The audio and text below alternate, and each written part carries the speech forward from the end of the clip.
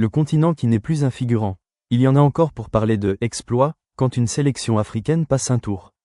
Mais en 2026, le terme n'a plus sa place. Voir plusieurs sélections africaines valider leur billet pour les 16e de finale n'est plus une surprise, c'est un constat, l'Afrique est venue pour diriger le jeu. Du Sahara à l'océan Indien, le continent a placé la vitesse, la puissance physique et l'intelligence tactique au cœur de la Coupe du Monde.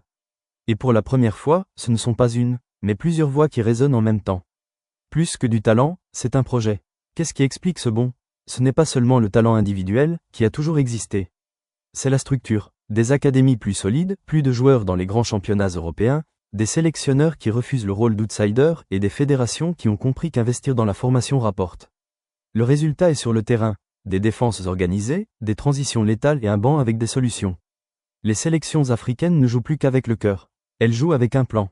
L'effet domino pour le football africain. Quand une sélection avance, elle tire les autres vers le haut. Les enfants à Dakar, Luanda, Accra et Rabat voient désormais la Coupe du Monde comme un objectif réel, pas un rêve lointain. Les sponsors regardent avec d'autres yeux. Les stades se remplissent, et la diaspora africaine en Europe, en Amérique et au Moyen-Orient transforme chaque match en un événement identitaire. Atteindre les 16e, c'est plus que du sport. C'est l'estime de soi d'un continent entier en 90 minutes. Le poids de représenter 1,4 milliard de personnes. En 16e de finale, chaque sélection africaine porte plus qu'un maillot. Elle porte l'attente de ceux qui ont grandi en entendant que l'Afrique ne gagne pas de Coupe du Monde. Et c'est là que réside la force. Ils jouent sans peur de perdre, parce qu'ils ont déjà gagné en arrivant. La pression est devenue carburant. Et les adversaires européens et sud-américains le savent déjà. Il n'y a pas de match facile contre un pays africain porté par cette dynamique.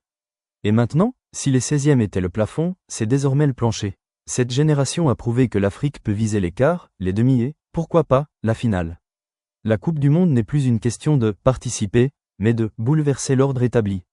Nous ne regardons pas un moment. Nous assistons au début d'une ère. Et le rugissement qui a commencé en 16e promet de se faire entendre jusqu'au dernier coup de sifflet de la finale.